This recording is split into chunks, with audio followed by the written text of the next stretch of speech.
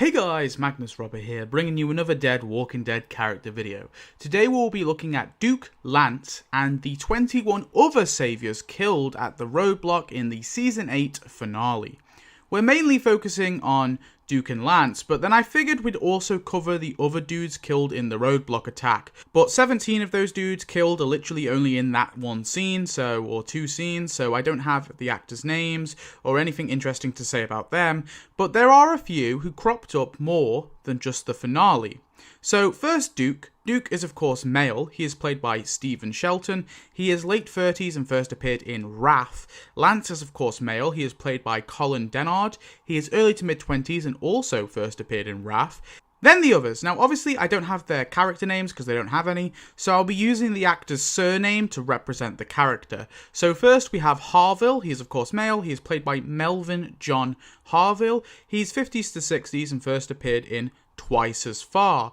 Smith is of course male. He is played by Keith Smith. He is 30s to 40s and first appeared in Last Day on Earth. Sanders is of course male. He is played by Sammy Sanders. He is 40s to 50s and first appeared in Time for After. Then we have Harris, who is of course male. He is played by Anthony B. Harris. He is 40s and first appeared in Wrath. The other 17 all seem to be male of various different ages. I don't know their actors, and they all only appear in Wrath. I CBA distinguishing them all. It's too blurry. It's too much effort. I CBA. You've got the rest. That's enough. Nothing is known about any of these men's lives pre-outbreak. However, after it began, they all found and joined a group called the Saviors. Now, they all seem to be soldiers, not workers, and they likely helped to subjugate, enslave, and control other groups such as the Kingdom, Hilltop, and the Library community, and of course, eventually Alexandria. Lance clearly kept up trading for or scavenging for his blue hair dye, keeping up the style over a year into an apocalypse. That's impressive. In Season 6, Harville is with Dwight heading to Alexandria when off-screen they come across and kidnap Eugene. They then find Denise, Daryl and Rosita on the train tracks, and Harville rushes out to hold Daryl and Rosita at gunpoint after Dwight kills Denise. Harville and his men stand guard as Dwight talks with the two, but suddenly Eugene bites down on Dwight's dick, and Abraham comes out of hiding to attack, giving Daryl and Rosita a chance to kill some saviors and get some guns. Harville retreats into the tree line to fire at them, and also the zombies that are incoming, and after Dwight is out of range of fire of Daryl and Rosita and Abraham, Harville retreats along with his fellow saviors. Later, Harville and those same saviors come across Glenn and Michonne in the woods. They whistle and capture the two, using them as a trap to lure Daryl and Rosita into a trap too. Harville and Dwight sneak up on Daryl and Rosita as they attempt to free Glenn and Michonne. Harville puts his gun to Rosita, making her put down hers. Harville then helps to bring all four of their captives to the lineup. In the finale, Smith makes his debut, present at one of the roadblocks, stopping Rick and his RV crew from getting to the hilltop. Then both Harville and Smith are on the mega roadblock. I CBA trying to find them, but I'm going to trust the wiki here that they're there. Of course, then both men are also stationed at the lineup, whistling and holding their weapons at Rick and Co., getting them on their knees. In Season 7, both of those men watch Negan kill Glenn and Abraham and take Rick on a little adventure. They then wait there until daylight when Negan returns. Negan orders his men hold guns to the rest of the group members' heads as Harville puts his gun to the back of Carl's. I couldn't find Smith. I guess he just watches in the crowd somewhere there. Harville, though, is relieved of his target as Negan asks Rick to chop off Carl's arm. This breaks Rick, so Negan has accomplished his mission and he leaves. Harville and Smith go with them. A few days later, Smith likely helped to open the hilltop gate and placed a barricaded car blasting loud music inside to scare the hilltop. Smith arrives with Simon and his fellow saviors at the Barrington house to meet with Gregory. He watches Simon introduce himself to Gregory and demasculate him, and also watches Simon take Gregory's booze. Smith then watches Gregory kneel for Simon, showing his loyalty. Days later, Smith accompanies Simon again on his mission to Alexandria in order to look for Daryl. Simon tells him and the other men to pair up with an Alexandrian to look for Daryl. He eventually heads to the bare-ass pantry, and he sees Simon question Rick and the others about their bare shelves. He stands there on guard. After unsuccessfully finding Daryl, Smith leaves with Simon and the others. Later, Smith accompanies Simon to the hilltop again to get Dr. Harlan and also to look for Daryl. Smith is seen opening the doors of the Barrington house for his fellow saviors, and of course, the big boss, Simon. After retrieving the doctor, Smith leaves with his fellow comrades. In the finale, both Smith and Harville hear Negan declare, "We are going to war," and both men cheer along with their fellow saviors. And in Season 8, unseen, Sanders, Harris, and likely Lance, Duke, and Harville were trapped inside the sanctuary when Rick and the Coalition directed a herd to trap them inside their community. Smith is sat at the Office Plaza base though, relaxing as others fix up guns. Suddenly, Alexandria does a drive-by. Now, somehow, Smith escapes this attack, even though Rick and co say they killed everyone, but I guess, somehow Smith made it out.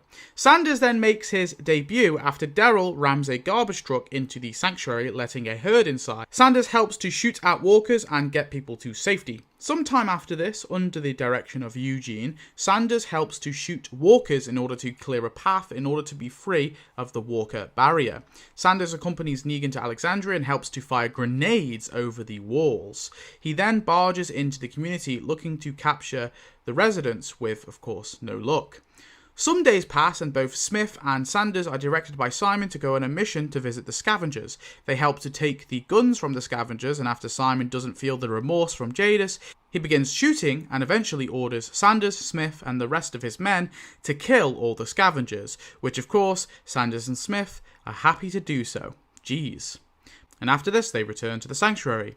Smith attends the gutted weapon lesson and listens to Simon's speech before they all head out to attack the hilltop. On their way, Negan is attacked by Rick. Simon stops the convoy and Smith comes out worried about Negan, wanting to help save him, but Simon orders him and the others to stand down and stay put as he and Dwight go instead. Later, Simon and Dwight return to deliver the news they couldn't find Negan, but in his honour, they're now preparing to slaughter and execute everyone who lives at the hilltop, to erase them all. Smith cheers with the others, for Negan. Now, Smith isn't actually seen in the battle, but I assume he helped to attack the hilltop off screen, and he also managed to retreat when he and the Saviors were overwhelmed. Harris then makes his debut, as off screen he was assigned to help Eugene's bullet factory outpost. Awesome. He watches Eugene and another guard leave and stays on alert outside the door. Rosita then rudely stabs Harris in the back of the neck, killing him. Or does she? I don't know.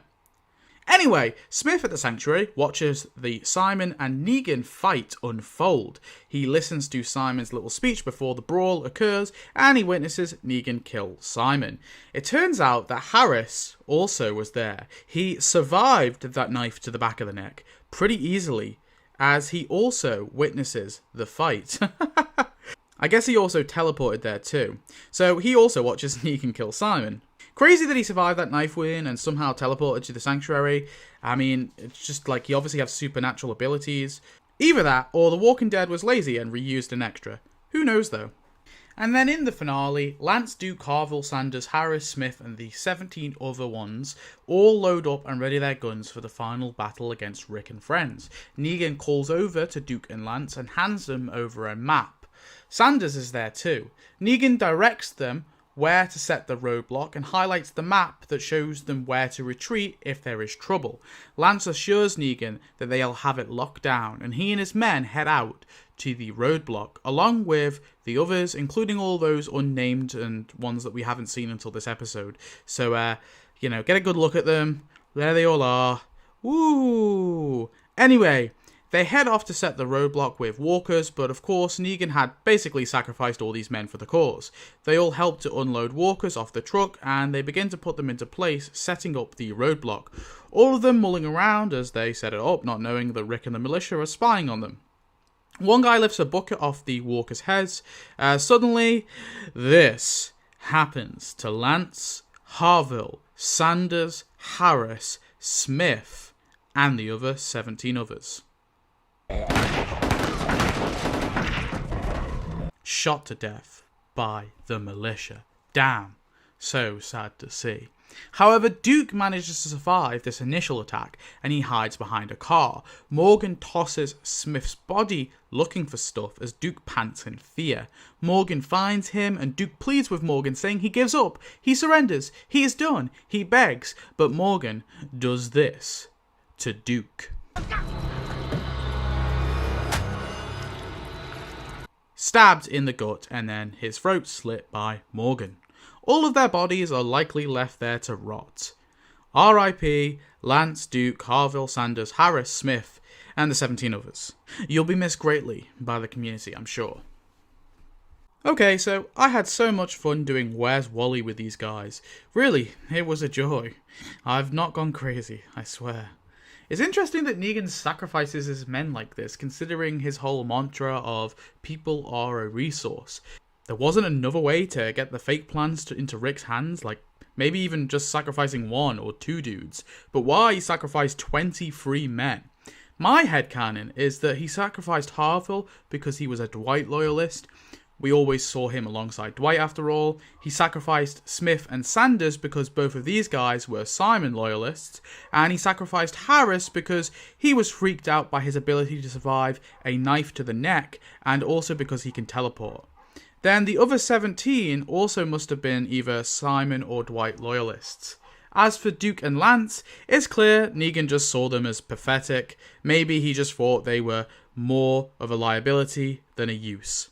Anyway, RIP to all of them. Sad times, fun video, tell me your thoughts on them all, and let's spin that wheel to see who's next. So, I've added some new names to the wheel, so click on next character profile.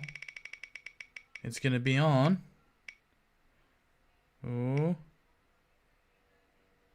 Pickren, who is a Kingdom soldier. No one knows who the hell he is, but you're going to see in next episode.